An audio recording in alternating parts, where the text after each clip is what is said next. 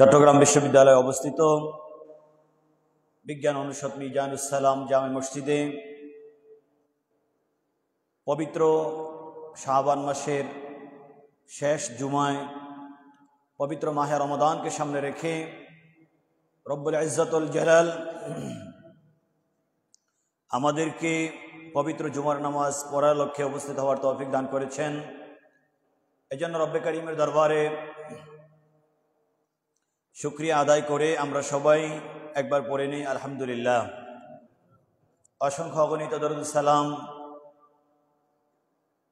रहमतुल्लिल आलमीन सरकार दो जहां सय्यदुल अव्वलीन वल आखिरीन इमामुल मुत्तकीन रहमतुल्लाहि अल मुहदात लिल आलमीन जद्दुल इमाम अल हसन वल हुसैन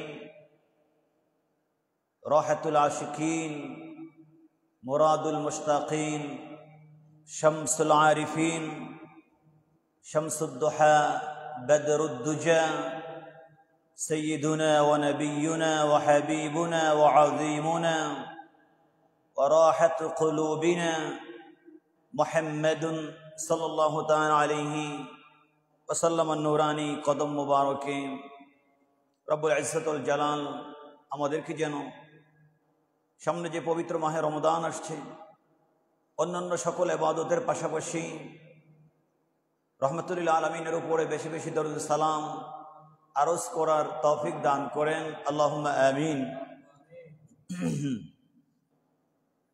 মুসল্লিয়ানে কেরাম, আমরা আমাদের বাংলাদেশের ভৌগোলিক অবস্থান হিসাবে আমরা দুই এক দিনের মধ্যেই আমাদের রোজার কার্যক্রম আরম্ভ করব ইনশাআল্লাহ তাআলা।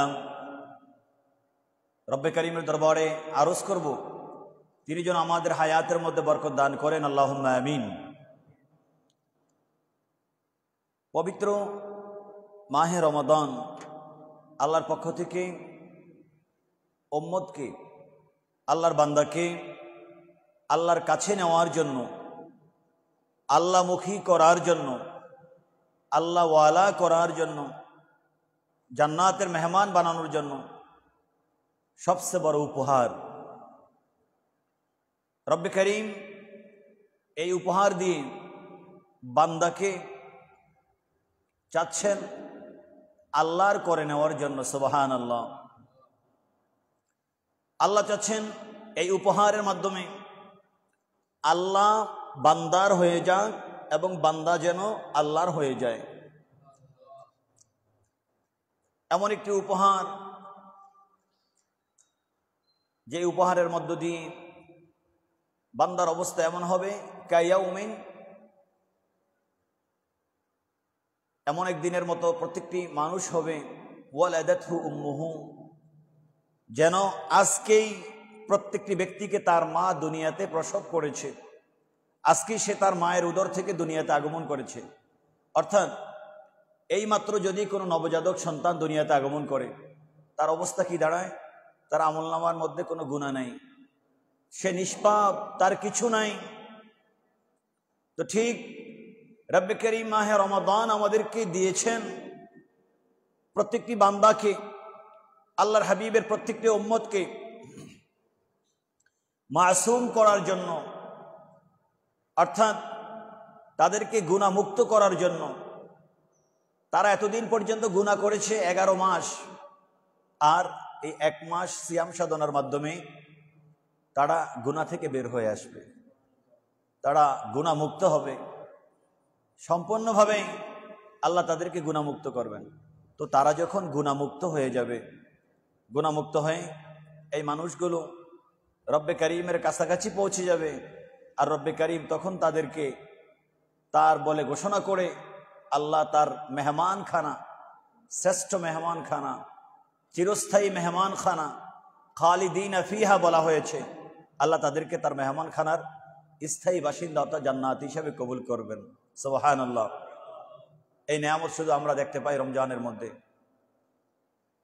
পবিত্র মাহে রমজান, আমরা কোন দিক থেকে রমজানকে বিবেচনা করব? আমরা যদি রমজানকে দুনিয়াবী দিক থেকে বিবেচনা করি, তাহলে আমরা দেখব এটা আমাদের জন্য দুনিয়াতে আল্লাহ যত নেয়ামত দিয়েছেন তার মধ্যে সর্বশ্রেষ্ঠ নেয়ামত। আমরা যদি বিবেচনা করি মাহে রমজানকে আখিরাতের দিক থেকে, তাহলে দেখব আখিরাতে জান্নাত পাওয়ার জন্য মাহে রমজান হচ্ছে আল্লাহ রাব্বুল আলামিনের পক্ষ থেকে অন্যতম মাধ্যম। আমরা যদি বিবেচনা করি আল্লাহকে পাওয়ার জন্য, অন্য কোনো বিনিময় না, আমি আল্লাহকে পাবো, তাহলেও দেখব মাহে রমজান আল্লাহকে পাওয়ার জন্য অন্যতম ইবাদত। কারণ শুধুমাত্র এই ইবাদতের মধ্যেই ঘোষণা আসছে আস-সাওমু লি ওয়া আনা আজজি বিহি আও ওয়া আনা উজজা বিহি। হাদিসে কুদসিতে রব্বে করিম ইরশাদ করেন, হাবিব আপনি উম্মতকে বলে দিন, আমার বান্দারা শোনো, রোজা আমি আল্লাহর জন্য, যারা আমি আল্লাহকে পাওয়ার জন্য রোজা রাখবে, আমি আল্লাহ তাদের জন্য হয়ে যাব। আমি আল্লাহই প্রতিদান। দেখেন আল্লাহ অন্য জায়গায় কি বলেছেন, ইন্নাল্লাযীনা আমানু ওয়া আমিলুস সলিহাতি কানাত লাহুম জান্নাতুল ফিরদাউসি নুজুলা খালিদিনা ফিহা লা ইয়াবগুনা আনহা হিওয়ালা। কোরআনে কারীমের আয়াতে বারবার তিনি বলেছেন বিভিন্ন জায়গায়, নামাজ পড়ো তোমাকে আমি জান্নাত দিব, এমন জান্নাত দিব যে জান্নাতের নিচে নহরসমূহ প্রবাহিত হচ্ছে, ঝর্ণা দ্বারা প্রবাহিত হচ্ছে, সেখানে তোমাকে আমি বিভিন্ন বাগান দিব, অট্টালিকা দিব, তোমাকে আমি অনেক সুন্দর পরিবেশ দিব, অনেক কিছু দিব, এমন জান্নাত দিব যে জান্নাতের মধ্যে শোরগোল নাই, হট্টগোল নাই, কোনো কিছুই নাই, তুমি যা চাইবে তাই তুমি পেয়ে যাবে। কিন্তু একমাত্র রোজার ক্ষেত্রে তিনি এভাবে ইবাদতের কথা বলেন নাই। রোজার ক্ষেত্রে তিনি বলেছেন, রোজা যেহেতু আমার জন্য রাখবে, আমাকেই তুমি পাবে, আমি আল্লাহ তোমার জন্য হয়ে যাবো। সুবহানাল্লাহ। আপনারা দেখেন আমরা যতগুলো ইবাদত করে থাকি, প্রত্যেকটি ইবাদতের মাধ্যমে আমাদের ঠিকানা জান্নাত পর্যন্ত যায়। তো জান্নাত কি? জান্নাত তো খালেক না, জান্নাত হচ্ছে খালেকের সৃষ্টি। জান্নাত হচ্ছে আল্লাহর সৃষ্টি একটা বস্তু, এটা আরাম আয়েশের একটা জায়গা। যতগুলো ইবাদত আছে প্রত্যেকটি ইবাদতের মধ্যে রয়েছে, তুমি আমার জন্য ইবাদত করো, নামাজ পড়ো, রোজা রাখো, হজ করো, যাকাত দাও, দান সদকা করো, তেলাওয়াত করো, দরুদ সালাম আমার বন্ধু নবীর উপরে পড়ো সাল্লাল্লাহু আলাইহি ওয়া সাল্লাম। স্বাভাবিকভাবে ইবাদতগুলোর ঠিকানা লাগিয়ে দেওয়া হয়েছে, এই ইবাদতগুলোর মাধ্যমে আমি তোমাকে আমার জান্নাতে নিয়ে যাব। আর রমজানের ক্ষেত্রে বলা হয়েছে রোজা রাখো, জান্নাত না, জান্নাতের মালিককে পেয়ে যাবে। চিন্তা করছেন, একটু পার্থক্য করেন, মাহে রমজান আমাদের জন্য কত বড় নেয়ামত। অন্যান্য ইবাদতের মাধ্যমে আমরা মাখলুক পর্যন্ত পৌঁছতে পারবো, আমরা সৃষ্ট আল্লাহর, আমরা আরেকটা সৃষ্ট পর্যন্ত পৌঁছতে পারবো, আমরা জান্নাত পর্যন্ত পৌঁছতে পারবো ইনশাআল্লাহ। এটাও তো আল্লাহর সৃষ্টি। তো এর মধ্যে কি আছে? একটা মাখলুকের কাছে যাবে, কিন্তু একমাত্র রোজা, যে রোজার মাধ্যমে মাখলুক খালেকের কাছে যাবে, একমাত্র রোজা যে রোজার মাধ্যমে মাখলুক খালেককে পেয়ে যাবে। নুজহাতুল মাজালিস কিতাবের মধ্যে ইমাম আব্দুর রহমান আস-সফুরি রহমতুল্লাহ আলাই তিনি অনেক আলোচনা করেছেন বিভিন্ন হেকায়া মাহে রমজানের এবং বিভিন্ন সময়ের গুরুত্বপূর্ণ বিষয়গুলো। তো তিনি এক সময় উল্লেখ করছেন, হযরত ঈসা মসীহ আলাইহিস সালাম, সাইয়্যিদুনা ঈসা আলাইহিস সালাম তিনি সফর করছেন। ঈসা আলাইহিস সালামকে মাসীহ বলা হতো। মাসীহ শব্দের অর্থ সাহা ইয়াসিহু, মানে আপনার সফর করা। এই জন্য যেই জায়গাগুলো ট্যুরিজম প্লেস, যেখানে মানুষ সফর করার জন্য যায়, এগুলোকে আরবিতে বলা হয় আপনার মাকানুস সিয়াহা, অর্থাৎ যেখানে মানুষ ভ্রমণ করবে, যাবে দর্শনের জন্য, ভিজিটিং স্পট যেগুলো আছে। তো সিয়াহা থেকে মাসীহ, ঈসা আলাইহিস সালামকে ঈসা মাসীহ বলা হয়। তো তিনি চলছেন, আল্লাহর সৃষ্টি জগৎকে তিনি দেখছেন।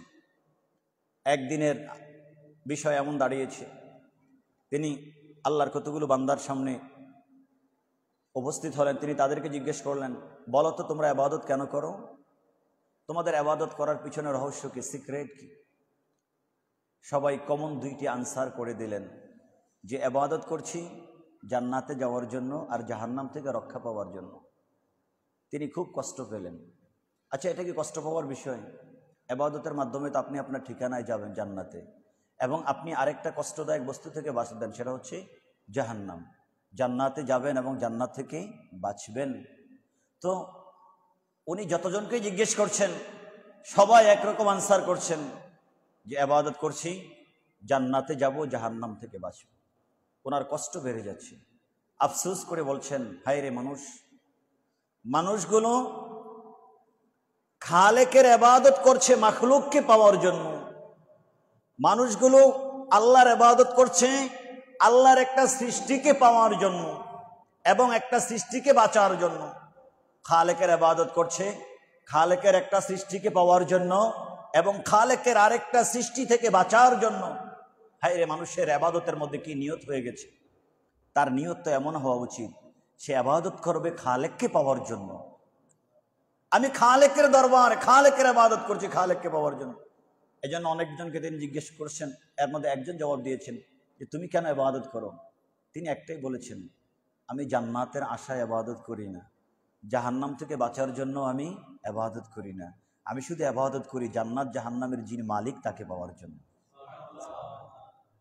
তিনি অনেক খুশি হয়ে গেলেন, অন্তরটা ভরে গেল, তৃপ্ত হয়ে গেল। আপনারা জানেন আল্লাহ এই পৃথিবীর মধ্যে যত আউলিয়া কেরামদেরকে সৃষ্টি করেছেন, এক একজনের এক একটা বৈশিষ্ট্য ছিল আলাদা। যেমন হজরত রাবেয়া বসরি রহমতুল্লাহ আলাই রাদিয়াল্লাহু তাআলা আনহা। রাবেয়া বসরি, হাসান বসরির কথা কে না জানে, সবাই জানে। রাবেয়া বসরি রহমতুল্লাহ আলাই তিনি এক সময় আগুন নিয়ে রওনা করেছেন। তিনি কাঠের মধ্যে আগুন জ্বালিয়েছেন, আগুন নিয়ে রওনা করেছেন। জিজ্ঞেস করা হচ্ছে তুমি কোথায় যাচ্ছ? বলতেছেন আমি আগুন নিয়ে আল্লাহর জান্নাতকে পড়িয়ে দিব। আল্লাহর জান্নাতকে তুমি পড়িয়ে দিবে, এটা কেন? কারণ আমি দেখতে পাচ্ছি সারা পৃথিবীর সব মানুষগুলো শুধুমাত্র জান্নাত পাওয়ার জন্য ইবাদত করে, জান্নাতের মালিককে পাওয়ার জন্য ইবাদত করেন। এই জন্য এই জান্নাতের কি দরকার আছে? বরং ইবাদত করতে হবে জান্নাতের মালিককে পাওয়ার জন্য, জান্নাতের মালিককে খুশি করার জন্য। এটা একমাত্র রব্বে করিম যে ইবাদতের মধ্যে দিয়েছেন। সরাসরি এখানে জান্নাতের কথা বলা হয় নাই, এখানে অন্য কিছুর প্রাপ্তির কথা আলোচনা করা হয় নাই। এখানে একটাই আসসাউমুলি, শোনো বান্দা আমার ভয়ে ইচ্ছে করলে সে বাড়িতে কিছু খেতে পারে, কেউ দেখবে না। পুকুরে যখন গোসল করছে, চরম পিপাসা, ডুব দিয়ে খেতে পারে, কেউ দেখবে না। বাড়িতে গোপনে সব জায়গায় খেতে পারে, কেউ দেখবে না। কিন্তু তারপরও সে খাচ্ছে না একমাত্র আমাকে খুশি করার জন্য। কারণ কেউ তো দেখবে না, সে জানে, কিন্তু সে জানে আমি দেখব এবং আমি বেজার হয়ে যাব তার প্রতি। তাহলে সে যেহেতু রোজা রাখছে আমার জন্য, আসসাউমুলি, এই জন্য আল্লাহ বলছেন রোজা আমার, ওয়া আনা আজজি বিহি, এই রোজার প্রতিদান আমি আমার কোনো ফেরেশতাদের মাধ্যমে বান্দার কাছে পৌঁছাবো না, আমি কারো মাধ্যমে বান্দার কাছে পৌঁছাবো না। এই রোজার প্রতিদান স্বয়ং আমি আল্লাহ নিজেই আমার বান্দার কাছে পৌঁছিয়ে দিব। সুবহানাল্লাহ। এক আরেকটি হাদিসের মধ্যে আমি বান্দার কাছে প্রতিদান পৌঁছানো দরকার নাই, ও আনা উজজা বিহি, এই রোজার প্রতিদান স্বয়ং আমি আল্লাহ নিজেই হয়ে যাব। সুবহানাল্লাহ। আমার জানা মতে, আমার দেখা মতে, আমাদের জানা মতে এর চেয়ে বড় পুরস্কার যে ইবাদতের জন্য ঘোষণা করা হয়েছে রমজান ছাড়া, এত বড় ইবাদত আমাদের জানা মতে আমরা কোনো কিছু দেখি না। আর সব ইবাদত কবুলের জন্য চাবিকাঠি যেটাকে বানানো হয়েছে সেটা হচ্ছে আসসালাতু আলা নবী সাল্লাল্লাহু আলাইহি ওয়াসাল্লাম, নূর নবী, জিন্দা নবীর উপরে বেশি বেশি দরুদ ও সালাম পড়া। সব ইবাদত কবুল এক জায়গায় ঠেকে যায়, কবুল হওয়া বা না হওয়া। যখন দরুদ ও সালাম থাকবে না, ইবাদত মা বাইনাস সামাওয়াতি ওয়াল আরদ, হাদিসে পাক বলছে আসমান এবং জমিনের মধ্যে ঝুলে থাকবে। যখনই দরুদ ও সালাম আসবে, ওই ইবাদত রব্বে কারীমের দরবারে পৌঁছে যাবে। মাহে রমজান আমাদের কাছে চলে আসছে, আসুন, এই নিয়ামত কিন্তু সবসময় পাওয়া যায় না। আল্লাহ ইচ্ছা করলে প্রত্যেকটা মাসে রমজান আমাদেরকে দিতে পারতেন, কিন্তু কেন দেন নাই? কারণ শবে কদর যদি প্রত্যেক দিন হয়, প্রত্যেক রাত হয়, ওই কদরের মূল্য আর মানুষের কাছে থাকবে না। আপনারা দেখবেন যে পৃথিবীর মধ্যে অনেক ফুল আছে, দুষ্প্রাপ্য ফুল, যেই ফুলগুলোকে সব জায়গায় পাওয়া যায় না। যদি সব জায়গায় পাওয়া যেত, ওই ফুলগুলোর মূল্য আর থাকতো না। পৃথিবীর মধ্যে সবচেয়ে বড় সুগন্ধি আল্লাহ যেটাকে হরিণের মৃগ নাভির মধ্যে করে দিয়েছেন। আল্লাহ যদি প্রত্যেকটি প্রাণীর মধ্যে সেটা করে দিতেন, তাহলে ওই সুগন্ধির মূল্য আর পৃথিবীর মধ্যে থাকতো না, কারো কাছে থাকতো না। মাহে রমাদান তিনি একটি মাস আমাদেরকে দিয়েছেন শুধুমাত্র আমাদেরকে মুত্তাকি বানানোর জন্য, আল্লাহ ওয়ালা করার জন্য, আল্লাহমুখী করার জন্য, আমাদেরকে আল্লাহর করার জন্য। আমরা যেন দু এক দিনের মধ্যে যে মাহে রমাদান আমাদের কাছে চলে আসবে, আমরা যেন সেই মাহে রমাদানকে পরিপূর্ণ ইজ্জতের সাথে, আজমতের সাথে আমরা যেন গ্রহণ করতে পারি। আমরা যেন সিয়াম সাধনায় নিজেদেরকে লিপ্ত রাখতে পারি। আমাদের সন্তানদেরকে, তারা নাবালেগ হোক বালেগ হোক, তাদেরকেও যেন অভ্যস্ত করাতে পারি। আল্লাহ যেন তৌফিক দান করেন, আল্লাহ যেন কবুল করেন। আল্লাহুম্মা আমিন। একটু মহব্বতে দরুদ শরীফ পড়ুন। আল্লাহুম্মা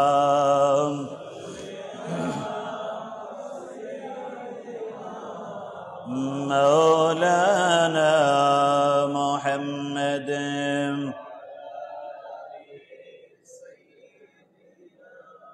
مولانا محمد اللهم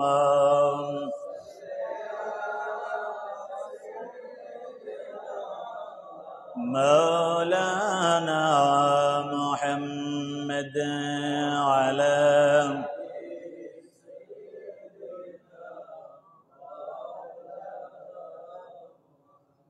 সূরাতু আল বাকারা এর 183 থেকে 186 আয়াত আল্লাহ অনেক লম্বা করে মাহে রমাদানের আলোচনা করেছেন। ইরশাদ হচ্ছে, আউযু বিল্লাহি মিনাশ শাইতানির রাজীম, ইয়া আইয়ুহাল্লাযীনা আমানু কুতিবা আলাইকুমুস সিয়ামু কামা কুতিবা আলাল্লাযীনা মিন ক্বাবলিকুম লাআল্লাকুম তাত্তাকুন। সাদাকাল্লাহু মাওলানাল আযীম ওয়া সাদাকা রাসূলুহুন নবিয়্যুল হাবিবুল কারীম। আল্লাহ ডাক দিচ্ছেন, প্রথমেই ডাকের মধ্যে তিনি ক্লাস করে ফেলেছেন। এখানে সবাইকে ডাক দেন নাই, কারণ সব মানুষ তো রোজা রাখবে না। রোজা কারা রাখবে? যাদের অন্তরটাকে আল্লাহ ওইভাবে তৈরি করে দিয়েছেন, যারা হচ্ছে মুমিন। এজন্য আল্লাহ ডাক দিচ্ছেন, ইয়া আইয়ুহাল্লাযীনা আমানু, হে ঈমানদারগণ, হে মুমিনগণ, তোমরা রোজা রাখো। সুবহানাল্লাহ। এখন আল্লাহর এই যে মহাব্বতের ডাক, ভালোবাসার ডাক, এই ডাকের মধ্যে আমরা আছি কি নাই? আমরা আছি, কারণ আমরা ঈমান গ্রহণ করেছি। ঈমানের নেয়ামত আল্লাহ আমাদেরকে দিয়েছেন। আমরা অনেক বড় ভাগ্যবান। আমাদের রব যাদেরকে ডেকেছেন কোরআনে কারীমের মধ্যে, কিয়ামত পর্যন্ত মানুষগুলো যে আয়াত সব সময় তেলাওয়াত করবেন। কোরআনে কারীমে যত জায়গায় মানুষ ইয়া আইয়ুহাল্লাযীনা আমানু পড়বেন, হে ঈমানদারগণ, এই আয়াত তেলাওয়াত করবেন। প্রত্যেকটি আয়াতের মধ্যে কিয়ামত পর্যন্ত যারা পড়বেন, সকলের তেলাওয়াতের মধ্যে আপনি থাকবেন, আমিও থাকবো। সুবহানাল্লাহ। চিন্তা করছেন আমাকে আপনাকে আল্লাহ কত বড় মর্যাদা দিয়েছেন। আমার আপনার জিকির আমার আল্লাহ কোরআনে করে দিয়েছেন। সুবহানাল্লাহ। এই জন্য আমাদের বড় আফসোসের বিষয় কি জানেন? আমরা নিজেদেরকে চিনি না। আল্লাহ যে আমাদেরকে কত বড় করেছেন আমরা নিজেদেরকে জানি না। আমরা নিজেরা নিজেদেরকে সস্তায় বিক্রি করে দিয়েছি। আমরা নিজেরা নিজেদের মূল্যকে আমরা চিনি না, নিজেদের মর্যাদাকে আমরা জানি না। আল্লাহ যে কত মহান আমাদেরকে করেছেন আমরা যদি জানতাম, তাহলে পৃথিবীর সব কিছু, আল্লাহর যত সৃষ্টি জগৎ আছে, সব সৃষ্টি জগৎ প্রত্যেকটি মানুষের কাছে চলে আসতো, মানুষের শরণাপন্ন হতো। কিন্তু আমরা আমাদের মর্যাদা বুঝি না, যার কারণে আমাদের চারিত্রিক অধঃপতন, আমলের অধঃপতন, কথাবার্তা থেকে আরম্ভ করে যা কিছু আছে সব জায়গায় আমরা আমাদের অধঃপতন দেখতে পাচ্ছি। এবং আমরা অনেক জায়গায় হায়াওয়ান, পশু পাখির সাথে আমরা মিলে গেছি। অনেক জায়গায় পার্থক্য করা যায় না এটাকে মানুষের চরিত্র না কুকুরের চরিত্র, ঠিক কিনা বলেন? অনেক জায়গায় পার্থক্য করা যায় না এটা কি মানুষের চরিত্র নাকি এটা শূকরের চরিত্র। অনেক জায়গায় পার্থক্য করা যায় না এটা কি আসলে মানুষ না এর মধ্যে হিংস্রতা রয়েছে। মানুষের মধ্যে তো হিংস্রতা থাকবে না, মানুষের চরিত্র তো জান্নাতি চরিত্র। আল্লাহ যেন আমাদেরকে জান্নাতি চরিত্র দান করেন, আল্লাহুম্মা আমিন। ইরশাদ হচ্ছে, ইয়া আইয়ুহাল্লাযীনা আমানু, হে ঈমানদারগণ, কুতিবা আলাইকুমুস সিয়াম, শোনো তোমাদের উপরে ফরজ করে দেওয়া হয়েছে রোজা। আল্লাহ কোন সময় রোজা আল্লাহ তোমাদের উপরে ফরজ করে দিয়েছেন এর কয়েকটি আয়াত পরে, শাহরু রমাদানাল্লাযী উনজিলা ফীহিল কুরআনু হুদাল লিন-নাসি ওয়া বাইয়িনাতিন মিনাল হুদা ওয়াল ফুরকান ফামান শাহিদা মিনকুমুশ শাহরা ফালিয়াসুমহু। মাহে রমাদানের রোজা তোমাদের জন্য ফরজ করে দেওয়া হয়েছে। সুতরাং যে ব্যক্তি রোজায় তার হায়াতকে পাবে ওই ব্যক্তির জন্য রোজা ফরজ হয়ে যাবে। সুবহানাল্লাহ। সে যদি বালেগ হয়, বালেগা হয়, শরীয়তের মাপ কাটিতে সে যদি নির্বাচিত হয়, এখানে আর ছাড় নাই, আর ছাড় নাই, রোজা রাখতে হবে। কারণ রোজা মানুষের কাছে সব কল্যাণ নিয়ে আসবে। আল্লাহ বলছেন এই রোজা তো শুধু তোমাদের না, আমি তোমাদের উপরে চাপিয়ে দিয়েছি, তোমাদেরকে দিচ্ছি না। এই রোজা শুধু আমি তোমাদেরকে দেই নাই, কামা কুতিবা আলাল্লাযীনা মিন ক্বাবলিকুম, শোনো যে এই রোজা আমি তোমাদেরকে দিয়েছি এবং তোমাদের পূর্বে যারা ছিল আমি তাদেরকেও দিয়েছি। তাহলে রোজা কি নতুন কিছু নাকি? হ্যাঁ, রোজা নতুন কিছু না, রোজা এখনো আছে, আগেও ছিল, কিন্তু রোজার মধ্যে এমন কিছু বিষয় রয়েছে যেটা উম্মতে মুহাম্মদের জন্য স্পেশাল, আল্লাহর কারোর জন্য দেন নাই। সুবহানাল্লাহ। নবী পাকের উসিলা আমাদের জন্য দিয়েছেন, আমাদের জন্য স্পেশাল। আগেরকার উম্মতের জন্য সালাসাতু আইয়ামিন মিন কুল্লি শাহরিন, তাদের জন্য প্রত্যেক মাসে 3 দিন রোজা ফরজ ছিল। কয়দিন? প্রত্যেক মাসে ফরজ ছিল। 12 মাসে 36 দিন, কিন্তু প্রত্যেক মাসে 3 দিন কাঁধে থেকে যায়। আমাদের জন্য কত রহমত। অন্য মাসে আপনি ব্যস্ত থাকবেন, অসুবিধা হতে পারে, এই জন্য ছুটে যেতে পারে, এই জন্য অন্য মাসে দেন নাই। আমাদের জন্য পুরা একটা মাস, একটা পরিবেশ তৈরি করে দিয়েছেন। এই মাসে শুধু রোজা রাখো, সুন্দর পরিবেশ করে দিয়েছেন, সেটা হচ্ছে মাহে রমাদান। আমাদের জন্য পুরো একটি মাস রোজা দিয়েছেন। অন্য উম্মতের জন্য আশুরার রোজা ফরজ ছিল, ইহুদিদের জন্য আশুরার রোজা ফরজ ছিল, যেটা 10 মুহররম। আর এই উম্মতের জন্য মাহে রমাদান আসার আগে প্রত্যেক মাসে 3 দিন রোজা ফরজ ছিল এবং পাশাপাশি আশুরার রোজা ফরজ ছিল মাহে রমাদানের বিধান আসার আগে। কিন্তু মাহে রমাদানের বিধান যখন আমাদের কাছে চলে আসলো, কোরআন নাজিল যখন আল্লাহ করে দিলেন, এরপর থেকে ওই প্রত্যেক মাসের 3 দিন রোজা আর ফরজ না। আমাদের জন্য প্রত্যেক মাসের 3 দিন রোজা এটা হচ্ছে মুস্তাহাব। যে রাখবে সওয়াব হবে, যে রাখবে না গুনাহ হবে না। যেমন প্রত্যেক মাসে হাদিস প্রমাণ করছে আইয়ামে বিদ, আইয়ামে বিদ হচ্ছে 13, 14, 15। প্রত্যেক চাঁদের যখন চাঁদ পুরু হয়ে যায়, যখন চাঁদ, যেটাকে আমরা পূর্ণিমার চাঁদ বলে থাকি, সেখানে আস্তে আস্তে দেখবেন 13 তারিখের চাঁদ, এর থেকে 14 তারিখের চাঁদ আরেকটু পূর্ণ, এর থেকে 15 তারিখের চাঁদ আরো ভরপুর, পুরো আকাশ জুড়ে সব জায়গায় এটার আলো পৌঁছে যায়। এই 3 দিনের রোজা আইয়ামে বিদ বলা হয়। আল্লাহ হাবিব পাক সাল্লাল্লাহু আলাইহি ওয়াসাল্লাম সবসময় 3 দিনের রোজা রাখতেন। আগেরকার উম্মত প্রত্যেক মাসে 3 দিন রোজা রাখতেন। এই জন্য এই উম্মতের জন্য এই 3 দিন রোজা রাখা প্রত্যেক মাসে সুন্নাহ, মুস্তাহাব। যারা রোজা রাখবে অনেক বেশি ফজিলত পাবে, কিন্তু যারা রাখতে পারবে না তাদের গুনাহ নেই। আবার আশুরার রোজা ফরজ ছিল, কিন্তু এখন আমাদের উপর আশুরার রোজা ফরজ না, এটাও সুন্নাহ হয়ে গেছে, মুস্তাহাব হয়ে গেছে। যারা রাখতে পারবে সওয়াব পাবে, যারা রাখবে না তাদের জন্য কোনো গুনাহ নাই। আল্লাহ এগুলা বাদ দিয়ে আমাদেরকে মাহে রমাদান দিলেন। কেন মাহে রমাদান কেন দিলেন? এটার পিছনে কারণ কি? আমার আল্লাহ বলছেন লাআল্লাকুম তাত্তাকুন, শোনো, রমজানের রোজাগুলো রাখার মাধ্যমে আমি আল্লাহ চাই তোমাদেরকে মুত্তাকি বানিয়ে দিতে। এখন জিজ্ঞেস করবেন মুত্তাকি কারা? আল্লাহ আপনি যে মুত্তাকি বলেছেন, মুত্তাকি কারা? মুত্তাকি কি এমন ব্যক্তি যারা আপনার কাছে? মুত্তাকি কি এমন ব্যক্তি যাদেরকে আপনি ভালোবাসেন? মুত্তাকি কি এমন ব্যক্তি যাদের কাছে এসে ফেরেশতারা মুসাফা করে, যাদের সাথে ফেরেশতা সাক্ষাৎ করে? মুত্তাকি কি এমন ব্যক্তি যাদের ঠিকানা আপনার জান্নাতের মধ্যে হবে?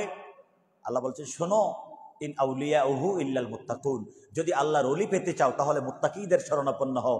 যেখানে মুত্তাকি সেখানে আমার বেলায়াত, মুত্তাকিয়াই হচ্ছেন আমার বন্ধু, মুত্তাকি হচ্ছেন আমার ওলি। সুবহানাল্লাহ। এজন্য আল্লাহর ওলি হওয়ার জন্য কোরআন বলছে, সুন্নাহ বলছে, আউলিয়া কেরাম বলছে, আহলে বাইত রাসূল বলছে, আল্লাহর ওলি হওয়ার জন্য একমাত্র মাধ্যম হচ্ছে রোজা রাখবে, ফরজের রোজা রাখবে। যখন ফরজ রোজা থেকে অবসর হবে, শাওয়াল মাসে 6টি রোজা রাখবে। আল্লাহর হাবিব বলেছেন মান সামা রমাদানা, যে ব্যক্তি রমজান মাসে রোজা রাখবে, সুম্মা আতবাহু সিত্তাম মিন শাওয়াল, তারপরে আর 6 দিন রোজা রাখবে, কানা কাসিয়ামিদ দাহরি, তাহলে সে যেন পুরো 1 বছর পর্যন্ত রোজা রেখে ফেললো। সুবহানাল্লাহ। প্রত্যেক মাসে 3 দিন রোজা রাখবে। যদি বেশি চাও তাহলে সোমবারে রোজা রাখবে। যদি আরো বেশি চাও, যেই রোজা আমার ভাই দাউদ আলাইহিস সালাম রেখেছেন, আফদালুস সিয়ামি সিয়ামু আবি দাউদ আও সাওমি আবি দাউদ, সরকারে কায়নাত বলেছেন রোজার, নফল রোজার যে সিস্টেম, এর মধ্যে সর্বশ্রেষ্ঠ উত্তম সিস্টেম হচ্ছে, এবং এটাই সর্বোত্তম, ওয়ালা আফদালা বা'দা যালিকা, আল্লাহর হাবিব বলেছেন এর চেয়ে উত্তম আর কিছু নাই। সেটা হচ্ছে যেই রোজা, যেই সিস্টেমে আমার ভাই দাউদ আলাইহিস সালাম রোজা রেখেছেন। তো দাউদ আলাইহিস সালামের রোজার সিস্টেম কি ছিল? কানা ইয়াসুমু ইয়াওমান ওয়া ইফতিরু ইয়াওমান। দাউদ আলাইহিস সালাম একদিন রোজা রাখতেন, একদিন ভাঙতেন, একদিন রাখতেন, একদিন ভাঙতেন। সুবহানাল্লাহ।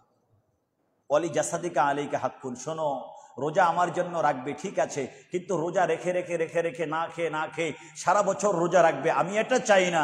কারণ লি জাসাদিকা আলাইকা হাক্কুন, তোমার শরীরের উপরে তোমার হক আছে। ওয়ালি জাউসিকা আলাইকা হাক্কুন, তোমার উপরে তোমার স্ত্রীর হক আছে, তোমার উপরে তোমার সন্তানাদির হক আছে, তোমার উপরে তোমার আশেপাশে যারা আছে তাদের হক আছে। তুমি যদি সারাক্ষণ সবসময় রোজা রাখো তাহলে তুমি দুর্বল হয়ে পড়বে, তোমার শরীর দুর্বল হবে, অঙ্গ প্রত্যঙ্গ হাড়গুলো দুর্বল হয়ে যাবে। এই জন্য যারা বেশি রোজা রাখতে চায় আমি বলে দিচ্ছি তাদের জন্য শ্রেষ্ঠ উপায় হচ্ছে সওম আখি দাউদ, একদিন রোজা রাখবে, একদিন রোজা ভাঙবে। সাহাবী বলছেন ইয়া রাসূলুল্লাহ, আমি তো এর চেয়ে আরো উত্তম পারবো, এর চেয়ে আরো ভালো কিছু করতে পারবো, অর্থাৎ আমি প্রতিদিন রোজা রাখতে পারবো, আমার কাছে সেটা উত্তম মনে হচ্ছে। আল্লাহর হাবিব বলেছেন ওয়ালা আফদালা বা'দা যালিকা, তুমি যেটাই মনে করো আমি নবীর কাছে এর চেয়ে উত্তম কিছু নাই। আমি নবীর কাছে সর্বোত্তম হচ্ছে একদিন রোজা রাখবে অবশ্যই, তারপরে আবার রোজা ভাঙবে, একদিন রাখবে ভাঙবে, সারা বছর রোজা রাখার কোনো দরকার নেই। কারণ আমার অন্য কাজ করতে হবে, আমার উপরে অনেক জিম্মাদারি আছে। এই জন্য রহমাতুল্লিল আলামিন রোজার যে বিধান দিয়েছেন কোরআনের মাধ্যমে, হাদিসের মাধ্যমে, সুন্নাহর মাধ্যমে, আল্লাহ রাসূল যে বিধান দিয়েছেন, আমাদেরকে অভ্যাস করতে হবে পবিত্র মাহে রমাদানের রোজাগুলো রাখা, এর পাশাপাশি যে সকল নওয়াফেল রোজা আছে সেগুলিও রাখা। কারণ এই রোজার মাধ্যমে মানুষ মুত্তাকি হয়, রোজা মানুষকে মুত্তাকি বানিয়ে দেয়। আর যারা মুত্তাকি তারা হচ্ছেন আল্লাহর ওলি। তার মানে রোজার মাধ্যমে মানুষ আল্লাহর ওলি হয়ে যায়, আল্লাহর বন্ধু হয়ে যায়। সুবহানাল্লাহ।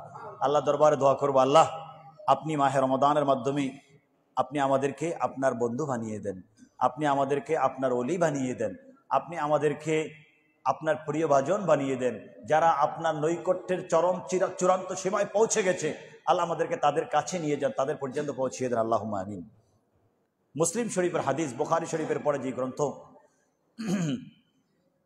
হযরত সাইয়্যিদুনা আবু হুরায়রা রাদিয়াল্লাহু তাআলা আনহু হাদিস বর্ণনা করেন, প্রিয় নবী সাল্লাল্লাহু আলাইহি ওয়াসাল্লাম ইরশাদ করেন, শোনো কুল্লু আমাল ইবনি আদামা ইউদাআফু, বান্দা যেই সকল কাজগুলো করে প্রত্যেকটি কাজের একটার বিপরীতে একটা সওয়াব পায় না। মানুষ যখন ভুল করে, গুনাহ করে, একটা গুনার বিপরীতে তার আমলনামার মধ্যে একটা গুনাহ লেখা হয়। কিন্তু মানুষ যখন নেক কাজ করবে, কুল্লু আমাল ইবনি আদামা ইউদাআফু, মানুষের নেক কাজগুলো আল্লাহ, প্রত্যেকটা নেক কাজের প্রতিদান আল্লাহ বাড়িয়ে দেন। আল্লাহ কত দেন? আল হাসানাতু আশরু আমসালিহা ইলা সাবঈ মিআতি দিফিন। মানুষ যখন একটা নেক কাজ করবে আরম্ভ হয় 10 থেকে। সুবহানাল্লাহ, সুবহানাল্লাহ। চিন্তা করছেন অল্প পুঁজি, লাভ অনেক বেশি। আমি আপনাকে 1 টাকা দিব, আপনি আমাকে 2 টাকা কেন দিবেন? আমি আপনাকে 1 টাকা দিব, আপনি আমাকে 3 টাকার লাভ কেন দিবেন? কিন্তু আল্লাহ বলছেন আমাকে তুমি 1 দাও, আমি শুরু থেকেই আমি তোমাকে যেটা দিব এটার শুরু হবে 10 দিয়ে। সুবহানাল্লাহ। 2 দিয়ে না, 1 দিয়ে না, 3, 4, 9 দিয়ে না, তুমি আমাকে 1 দাও, আমি শুরু করব 10 দিয়ে। সুবহানাল্লাহ। রমজানের বাহিরের কথা, আমি 10 দিয়ে শুরু করব, কোন পর্যন্ত আমি নিব? ইলা সাবঈ মিআতি দিফিন। আমি 10 থেকে আরম্ভ করব, তোমার প্রতি খুশি হয়ে 1-এর বিনিময়ে আমি তোমাকে 700 পর্যন্ত দিব। সুবহানাল্লাহ, সুবহানাল্লাহ। আমি 1 দিব আল্লাহকে, আল্লাহ আমাকে 700 দিবেন। তবে ক্বাল আল্লাহু আযজা ওয়া জাল্লা ইল্লা সাওম, এটা পৃথিবীর সব ইবাদতের ক্ষেত্রে এই সিস্টেম করে দিয়েছি, কিন্তু রোজার বিষয়টা আমি আল্লাহ আলাদা করে রেখেছি। এখানে 1-এ 10 না, 1-এ 700 না, এখানে রোজার প্রতিদান স্বয়ং আমি আল্লাহ নিজেই হয়ে যাব। সুবহানাল্লাহ। ফাইন্নাহু লি, কারণ রোজা আমার জন্য, ওয়া আনা আজজি বিহি, আমি আল্লাহ নিজেই এটার প্রতিদান হয়ে যাই। আও ওয়া আনা উজ্জা বিহি, আমি নিজে প্রতিদান হয়ে যাই, অথবা আমি নিজেই এটার প্রতিদান দান করি। এটার কারণ কি? রোজা কেন? রোজার মধ্যে কেন 1, 10, 700 হিসাব নাই? রোজার মধ্যে আল্লাহ কেন বেহিসাব দান করেন? রোজার মধ্যে আল্লাহ তিনি কেন এটার পুরস্কার তিনি নিজে কেন হয়ে যান? এটার কারণ আল্লাহ রাব্বুল আলামিন উল্লেখ করেছেন, রাসূল পাক হাদিস উল্লেখ করেছেন, ইয়াদাউ শাহওয়াতাহু ওয়া তুআমাহু মিন আজলি, কারণ রোজাদার তার যৌবনের উন্মাদনাকে, তার যৌবনের সকল চাহিদাকে শুধুমাত্র আমি আল্লাহকে খুশি করার জন্য বর্জন করে, সুবহানাল্লাহ। এখানে সে সব কিছু পারে, 11টি মাস যেভাবে সে তার যৌবনের চাহিদা মিটাতে পারে, ঠিক রোজার মধ্যেও সে মানুষের আড়ালে এই কাজগুলো করতে পারে, কিন্তু সে করে না। কারণ সে জানে এটা যদি সে রোজার মধ্যে করে আমি আল্লাহ বেজার হয়ে যাব, আমি আল্লাহ দেখে যাব, আমি আল্লাহ তো নিষেধ করেছি। ইয়াদাউ তো আশাহওয়াতাহু ওয়া তাআমাহু মিন আজলি, এবং সে তার খাদ্য পানীয় যা কিছু আছে সব কিছু ত্যাগ করে মিন আজলি, আমি আল্লাহর জন্য, আমি আল্লাহকে পাওয়ার জন্য। এজন্য লিস-সাইমি ফারহাতানি, আল্লাহ হাবিব বলছেন, শোনো, যারা রোজা রাখবেন তাদের জন্য দুটি আনন্দ। একটি আনন্দ হচ্ছে ফারহাতুন ইনদা ফিত্রিহি, যখন সে ইফতার করবে, যখন ইফতারের বসবে তখন আনন্দ। ইফতারের মধ্যে আবার কি আনন্দ এটা বুঝে আসে না। ধরুন আপনি সারাদিন রোজা, 22 ঘন্টা 23 ঘন্টা পর্যন্ত মানুষ রোজা রাখে পৃথিবীর বিভিন্ন দেশে।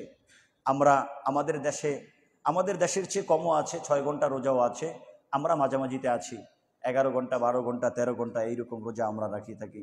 তো দেখবেন আমরা আমাদের দেশের কথাই বলি, যেই রোজাটা আপনার গরমকালে হয়, যখন তাপমাত্রা অনেক বেশি, দেখবেন আপনি একটু ঘুমালেন সকালবেলা, সাহারি খেয়ে ফজর নামাজ পড়ে আপনি ঘুম থেকে উঠার পরেই দেখবেন আপনার ঠোঁট শুকিয়ে আছে, সারাদিন এখনো বাকি আছে। ঘুম থেকে উঠার পরে আমার পেটের মধ্যে ক্ষুধা, ঠোঁট শুকিয়ে যাচ্ছে, তো আমার সারাদিন কি হবে? এইভাবে আপনার সারাদিন যায়। আপনি এই পিপাসা নিয়ে আমরা মাঠে ময়দানে কাজে নেমে যাই, আমরা কাজে যাই, সব জায়গায় তো এয়ার কন্ডিশন নাই, সব জায়গায় তো এসি নাই। আমি মাঠের মধ্যে, কৃষকরা মাঠের মধ্যে নেমে যায় কাজ করার জন্য, রৌদ্র, ঠোঁট শুকিয়ে গেছে, প্রাণ উষ্ঠাগত, সব কিছু চলে যাচ্ছে। এইভাবে ইফতার পর্যন্ত চলে আসছে, সহ্য সীমার বাহিরে চলে গেছে, আমি আর সহ্য করতে পারছি না, আমি কখন একটু পানি খাবো মাত্র। আপনার সামনে প্রচণ্ড উত্তাপের দিনে, তাপের দিনে, গরমের দিনে আপনার ঠান্ডা 1 বোতল পানি আপনার সামনে রাখা আছে, 1 বোতল শরবত, 1 গ্লাস শরবত, ঠান্ডা শরবত রাখা আছে। যেই লোকটা সারাদিন মাঠের মধ্যে কাজ করেছে রৌদ্রের নিচে, পিপাসার যন্ত্রণা কি এটা সে ভালো করে বুঝবে। ওই লোকটার সামনে এগুলো উপস্থিত, ঠান্ডা পানি, এই লোকটা ঠান্ডা পানি খেলে তার কত ভালো লাগবে, কিন্তু সে ঠান্ডা পানি খাচ্ছে না। আর 1 মিনিট বাকি আছে রোজার, এই 1 মিনিটও আমি খাবো না, কারণ আমার আল্লাহ বেজার হবে। তাহলে আমার খুশিটা কোথায়? আমার খুশি হচ্ছে এই জায়গায়, ওই সময় আমার 1 মিনিট 2 মিনিট সময় বাকি, আমার সামনে সব উপস্থিত, আমার শরীরকে আমি কষ্ট দিচ্ছি, আল্লাহকে খুশি করার জন্য আমি খাচ্ছি না। ওই সময় আল্লাহ ফেরেশতাদের সাথে ইউবাহি বিকুম আল মালাইকা, আল্লাহ রোজাদারদেরকে নিয়ে ফেরেশতাদের সাথে গর্ব করে, সুবহানাল্লাহ, যে দেখো তোমরা তো আমার কাছে উপস্থাপন করেছিলে আমি যেন আমার এই বান্দাদেরকে সৃষ্টি না করি, দেখো আমি তাদেরকে সৃষ্টি করে দিয়েছি, দেখো আমার ভয়ে আমাকে খুশি করার জন্য তার মাত্র সামান্য সময় বাকি আছে, ইফতার সামনে, সবকিছু সামনে, যদি তারা খায় তাদেরকে কেউ বাধা দিবে না, কিন্তু আমি আল্লাহকে খুশি করার জন্য তারা খায় না, সুবহানাল্লাহ। আল্লাহ যে আমাদেরকে নিয়ে গর্ব করবেন ওই সময়টা, এটা হচ্ছে আমাদের জন্য সবচেয়ে বড় আনন্দের সময়।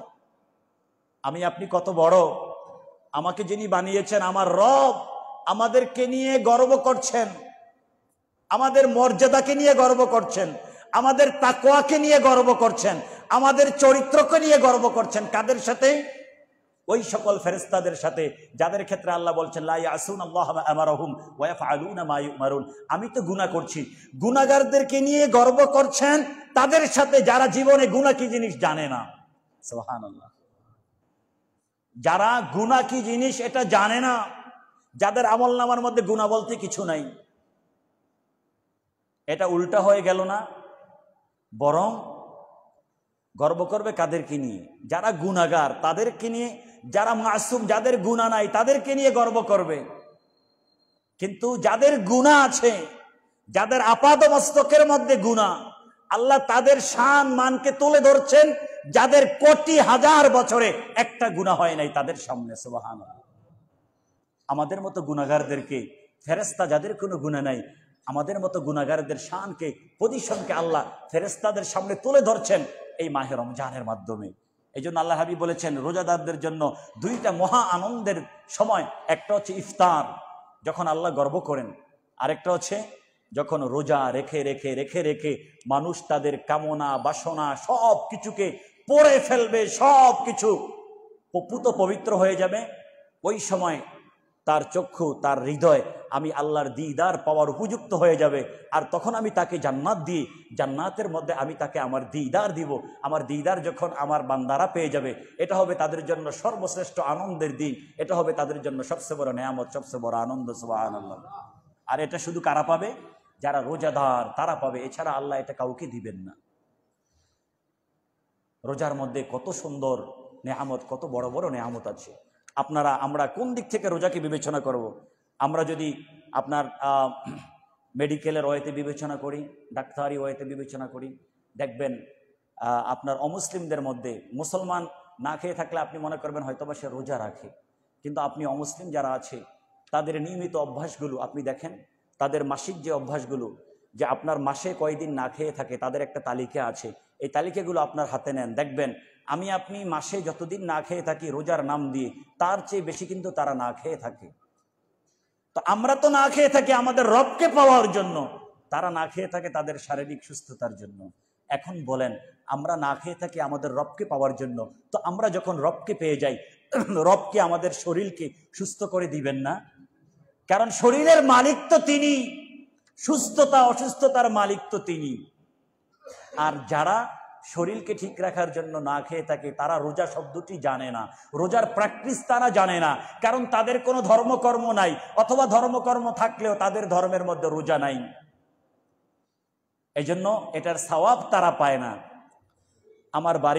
আমার ঘরের যে জানালা, এটা যখন আমি খুলে দিব, আমার উদ্দেশ্য থাকবে মুয়াজ্জিন যখন আজান দিবে, আজানের ধ্বনিগুলো আমার কানে চলে আসবে। আজান যখন দিবে, তো জানালা খুলে দেওয়ার কারণে আজানের ধ্বনিগুলো আমার কানে আসবে। তো জানালা যখন খোলা হবে, আজানের ধ্বনির সাথে সাথে বাতাসকে কি আমি আটকিয়ে রাখতে পারবো? জানালা দিয়ে বাতাস কি আমার ঘরে যাবে না? যেভাবে আজানের ধ্বনি আমার ঘরে যাবে, ঠিক তেমনিভাবে বাহিরের বাতাস, সুন্দর হাওয়া তো আমার ঘরে যাবে। মুসলমানদের এটাই হচ্ছে আলাদা স্পেশাল রব্বে কারিমের পক্ষ থেকে স্পেশাল গিফট, যেটা আমাদেরকে দিয়েছেন। আমরা কাজ করব একটা, কিন্তু পুরস্কার পাবো অনেক কিছু। সুবহানাল্লাহ। আমি সওয়াবও পাবো আজানের শোনার, এবং সাথে সাথে বাতাসও পাবো। এবং আজানের যেই বাতাসটার সাথে আজানের ধ্বনিগুলো মিলে গেছে, ওই বাতাস যখন আমার কাছে আসবে, এই বাতাস কখনো আপনার স্বাস্থ্যকে ক্ষতি করে এইরকম বাতাস হবে না। ওই বাতাসের সাথে আজানের শব্দগুলো মিশ্রিত হয়ে যখন আমার কানে আসবে, আমার ঘরে আসবে, ওই বাতাসের মাধ্যমে আজানের ধ্বনি যেহেতু রয়েছে, ওই বাতাসের মাধ্যমে আল্লাহর রহমত আমার ঘরে চলে আসবে। আমাদের জীবনের প্রত্যেকটা মুহূর্ত অনেক দামি। আল্লাহ রাব্বুল আলামিন আমাদেরকে যেন তৌফিক দান করেন, আমরা যেন আমাদের জীবনকে বুঝতে পারি, আমরা যেন আমাদের জীবনের প্রত্যেকটি সময়কে মূল্য দিতে পারে। আল্লাহ যেন তৌফিক দান করেন, আল্লাহুম্মা আমিন। সাইয়্যিদুনা আবু হুরায়রা রাদিয়াল্লাহু তাআলা আনহু প্রিয় নবী সাল্লাল্লাহু আলাইহি হাদিসে পাকে বলেছেন, দেখেন, মান সামা রমাদান ঈমানান ওয়া ইহতিসাবান গুফিরা লাহু মা তাকাদ্দামা মিন যামবিহি। আমাদের রোজা তো আসছে, আমাদের অনেকগুলো করণীয় আছে। যেমন আমরা রোজা চাঁদের হিসাবে আগে হচ্ছে রাত্র, সব হিসাবেই আগে রাত্র, আর চাঁদের হিসাবে মাগরিব থেকে রাত আরম্ভ হয়ে যায়। তো আমাদের জন্য দায়িত্ব হচ্ছে রোজার প্রথম রাত থেকে আরম্ভ করে একেবারে শেষ রাত পর্যন্ত আমাদের দায়িত্ব যে আমরা তারাবি পড়ব। এটা এক্সট্রা দায়িত্ব, যেটা অন্য কোনো মাসে নাই। আমাদের জন্য তারাবি চলে আসে, তারপরে আমাদের জন্য সেহরি চলে আসে। তাহাজ্জুদ তো 12 মাসেই মানুষ পড়ে। আমাদের জন্য তারাবি, তারপর আমাদের জন্য সাহারি, তারপর হচ্ছে রোজা, তারপর হচ্ছে কি ইফতার। এই যে 4টা বিষয়, এটা মাহে রমজানে আলাদা। এই 4টা বিষয়কে আল্লাহ মাহে রমজানে আলাদা দিয়েছেন, এবং এটার জন্য ফজিলত আল্লাহ আলাদা দিয়েছেন। দেখেন এই 4টা বিষয়ের ফজিলত কিভাবে হাদিসে পাকের মধ্যে আসছে। মান সামা রমাদান ঈমানান ওয়া ইহতিসাবান গুফিরা লাহু মা তাকাদ্দামা মিন যামবিহি। শোনো, যে ব্যক্তি আমি আল্লাহকে পাওয়ার জন্য ঈমানের সাথে সওয়াবের নিয়তে মাহে রমজানের রোজা রাখবে, আমি আল্লাহ তার জীবনের সব গুনাহগুলি মাফ করে দেব। সুবহানাল্লাহ, সুবহানাল্লাহ। তো আল্লাহ শুধু রোজা রাখলে আপনি গুনাহ মাফ করবেন, তো আপনার বান্দারা যখন অনেক কষ্ট করে দাঁড়িয়ে দাঁড়িয়ে তারাবির নামাজ পড়বে, সেখানে কি কোনো পুরস্কার নাই আপনার বান্দার জন্য? আল্লাহর হাবিব বলেছেন সেখানেও পুরস্কার আছে। সুবহানাল্লাহ। মান কামা রমাদানা ঈমানান ওয়া ইহতিসাবান গুফিরা লাহু মা তাকাদ্দামা মিন যামবিহি। কেউ যদি মাহে রমাদানে রোজাগুলোর পালনের আগে যে রাত্র আসে, ওই রাত্রগুলো কেউ যদি দাঁড়িয়ে দাঁড়িয়ে আল্লাহর ইবাদত করে, তারাবিহের মাধ্যমে, তাহাজ্জুদের মাধ্যমে, কোরআন শরীফ তেলাওয়াতের মাধ্যমে, দরুদ সালামের মাধ্যমে, বিভিন্ন ইবাদতের মাধ্যমে ওই রাত্রগুলো যে উদযাপন করবে, শুধু জাগবে না, ঘুমানোর সময় ঘুমাবে, জাগার সময় জাগবে। আল্লাহ হাবিব সাল্লাম বলছেন, গফির আল্লাহু মা তাকাদ্দামা মিন যামবিহি, আল্লাহ তার গুনাহগুলিকে ক্ষমা করে দিবেন। সুবহানাল্লাহ। তাইলে দেখেন, মাহে রমাদানে তার জীবনের সব গুনাহ ক্ষমা হবে। কয় জায়গায় আসছে? রোজা রাখবেন দিনের বেলায়, আল্লাহর হাবিব বলছেন আল্লাহর পক্ষ থেকে, তোমার জীবনের সব গুনাহগুলি আল্লাহ মাফ করে দিবেন। সগীরা কবিরা, যদি তাওবা নসিব হয়, তাওবা তো আসবেই, সব গুনাহ মাফ হবে। দিনের বেলায় রোজার মাধ্যমে সব গুনাহ মাফ হলো। তো আপনি যখন রোজার মাধ্যমে দিনের বেলায় সব গুনাহ মাফ করে নিলেন, আপনার কি আর কোনো গুনাহ বাকি আছে? তাহলে আপনি যখন রাতে তারাবিহের জন্য দাঁড়িয়ে যাবেন, তখন তো গুনাহ নাই। তখন কি হবে? তখন হচ্ছে গুনাহ দরকার নাই, এখন হচ্ছে আপনাকে আল্লাহ গুনাহ থেকে দূরে রাখবেন। গুনাহ আর আপনার কাছে আল্লাহ আসতে দিবে না। রোজার প্র্যাকটিস করবেন, নামাজ পড়বেন, দেখবেন এখন গুনাহ আপনার ভয়ে পালাবে, আপনার কাছে গুনাহ আসবে না। আর আস্তে আস্তে আস্তে আস্তে বান্দার মাঝে, উম্মতের মাঝে আল্লাহ নবীদের চরিত্র দিয়ে দিবেন। কারণ নবীদের কাছে জীবনে কখনো গুনাহ আসে নাই।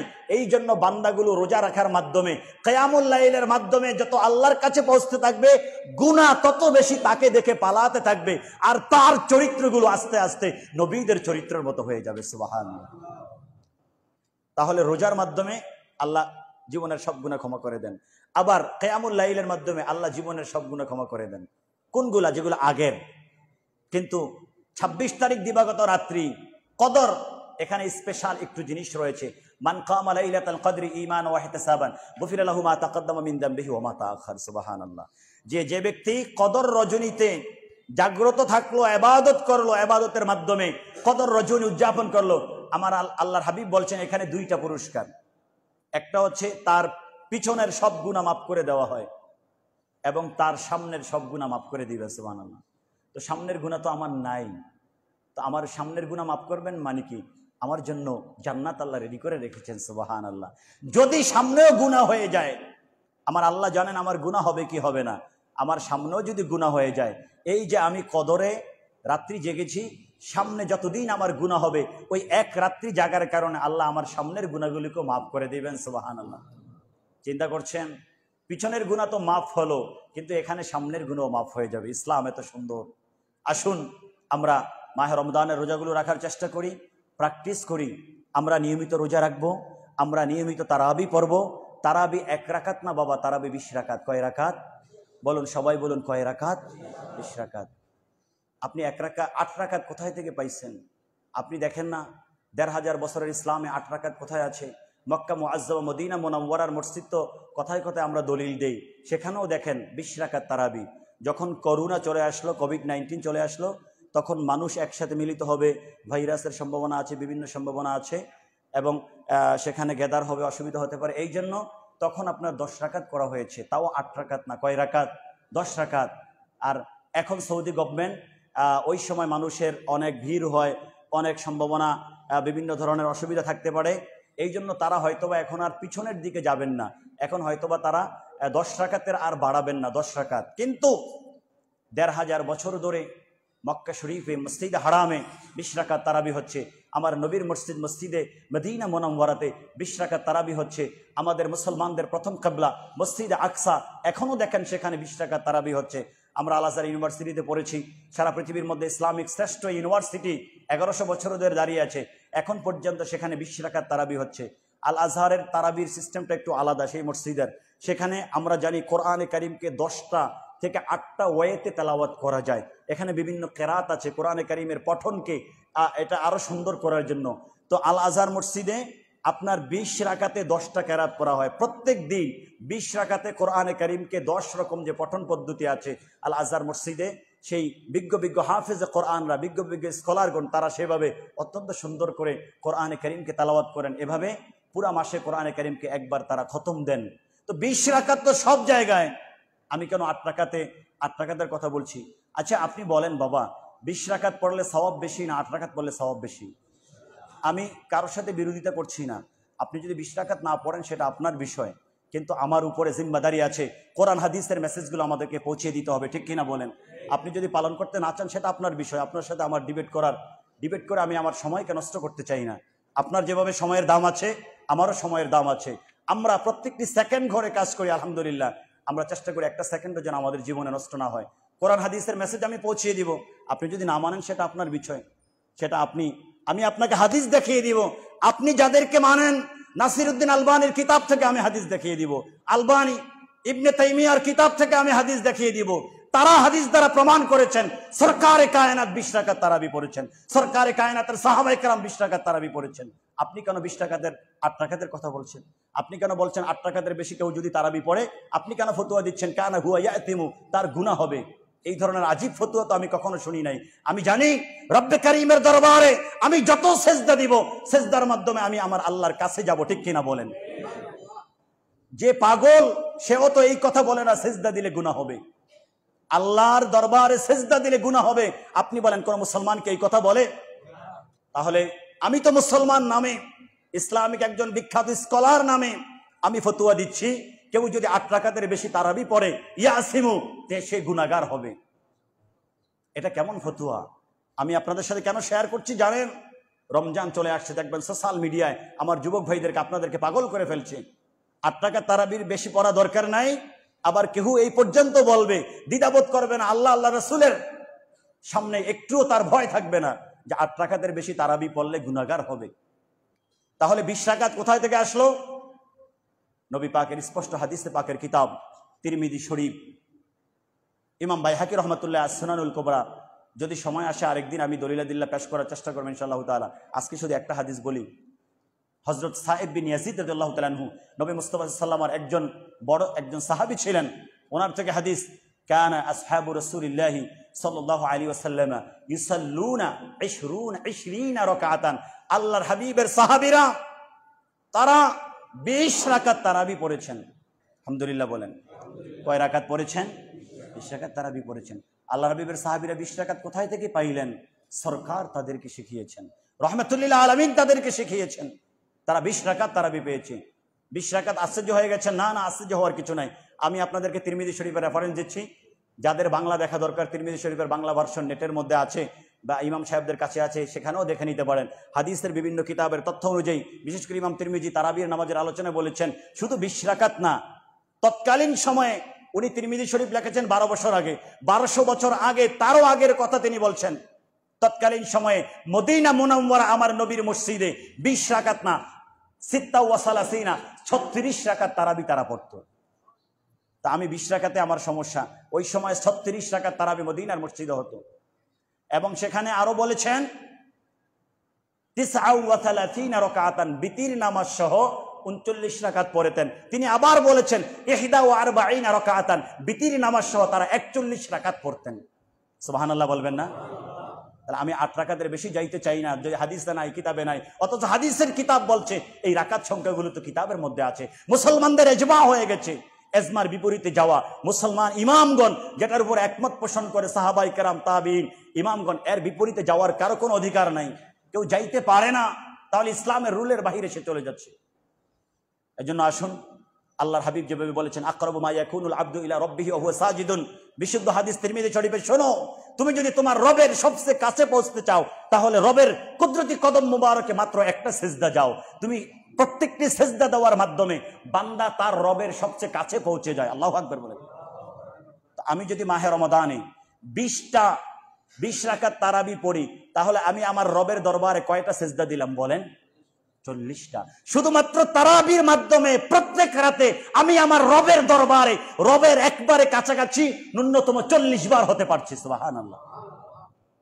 তো আপনি যদি শুধু 8টা, তাহলে তো আপনি 8 দুগুণে 16, আর আপনি উৎসাহিত করছেন আপনার কথায় আমার যুবকরা 8 রাকাতের বেশি পড়ছে না। তার মানে আপনার ফতোয়ার কারণে প্রত্যেকটি রমজানের রাতে আমার এক একটা যুবক ভাই 12 দুগুণে 24 বার আল্লাহর দরবার থেকে তারা দূরে আসছে। আল্লাহ ডাকছেন সেজদার মাধ্যমে আসো। আপনার ফতোয়ার কারণে তারা আল্লাহর দরবার থেকে দূরে সরে আসছে। তাহলে আমি কি আমার যুবকদেরকে আল্লাহর কাছে নিচ্ছি না আল্লাহ থেকে দূরে সরে দিচ্ছি? বাবা মনে রাখবেন, নামাজের মধ্যে কখনো গুনাহ হতে পারে না, রোজার মধ্যে কখনো গুনাহ হতে পারে না, যতক্ষণ পর্যন্ত নামাজ, রোজা, তাসবিহ, তাহলিল, দরুদ সালাম সবকিছুর মধ্যে আমার উদ্দেশ্য থাকবে মাওলায়ে কারীমের রেজা। আমি মানুষের জন্য না, আমি যা করছি ইন্না সলাতি ওয়া নুসুকি ওয়া মাহইয়ায়া ওয়া মামাতি লিল্লাহি রাব্বিল আলামিন, আমি যা করছি শুধুমাত্র কার জন্য? বলুন কার জন্য? এই জন্য আপনি যত কাজ আল্লাহর জন্য করবেন, এখানে কখনো বেদাতের ফতোয়া আসবে না। এটা ইসলামের রুল, আপনি রুলকে চেঞ্জ করতে পারবেন না। এখানে কখনো হারাম ফতোয়া আসবে না, এখানে কখনো নাজায়েজ ফতোয়া আসবে না। দলিল আদিল্লাহ আমাদের কাছে আছে। আমার কিছু নেই, আমার যোগ্যতাও নেই, কিন্তু আলহামদুলিল্লাহ আল্লাহ দরবারে শুকরিয়া করছি, পৃথিবীর মধ্যে যারা শ্রেষ্ঠ ইসলামিক স্কলার, যাদেরকে সারা পৃথিবী স্বীকৃতি দিচ্ছে, আপনি মুফাসসিরদের লিস্টি করেন, যারা শ্রেষ্ঠ মুফাসসির, মুহাদ্দিস হাদিসের স্কলারদের লিস্টি করেন যারা শ্রেষ্ঠ মুহাদ্দিস, মুফতিদের লিস্টি করেন যারা শ্রেষ্ঠ, দাঈ ওয়াইজদের লিস্টি করেন যারা শ্রেষ্ঠ। আল্লাহর দরবারে শুকরিয়া, আমরা জীবনের 10 থেকে 12, 14টি বছর তাদের পাশে বসে বসে কিতাব পড়ে তাদের ছাত্র হওয়ার সৌভাগ্য লাভ করেছি আলহামদুলিল্লাহ। যেন আমরা নিজেদেরকে বড় কিছু দাবি করি না, আমরা অযোগ্য, আপনারা আমাদের চেয়ে অনেক যোগ্য, কিন্তু আমরা যে কথাগুলো আপনাদের সামনে চট্টগ্রাম বিশ্ববিদ্যালয়ের মতো গুরুত্বপূর্ণ জায়গায় ডেলিভারি দেই, প্রত্যেকটি কথার বিপরীতে, প্রত্যেকটি শব্দ বলার আগে আমরা আমাদের রিসার্চ সেন্টারে, এই যে আমরা প্রতিদিনের খুতবা, জুমার খুতবা, এগুলোর পিছনে আমি যে শীট রেডি করি, প্রত্যেক জুমাতে 40-50 পৃষ্ঠার শীট আমি রেডি করে আসি, কিন্তু দেখা যায় 2 পৃষ্ঠাও বলার সুযোগ পাই না। এটা আমার জিম্মাদারির জায়গা। আমি একটা কথা বলবো, যদি কোরআন হাদিস না থাকে আপনি আমাকে কি বলবেন, কিছু আসে যায় না। কিয়ামতের ময়দানে তো আমাকে আমার রবের দরবারে দাঁড়াতে হবে, ঠিক কিনা বলেন? আল্লাহর দরবারে আমাকে জবাবদিহি করতে হবে। এজন্য বাবারা আসেন, ইসলামকে খেলার মনে না করি। রমজান আসছে, আমরা যেন রমজানকে কদরের সাথে গ্রহণ করতে পারি। আল্লাহ যেন তৌফিক দান করেন, আমিন। ওয়া আখিরু দাওয়ানা আলহামদুলিল্লাহি রাব্বিল আলামিন।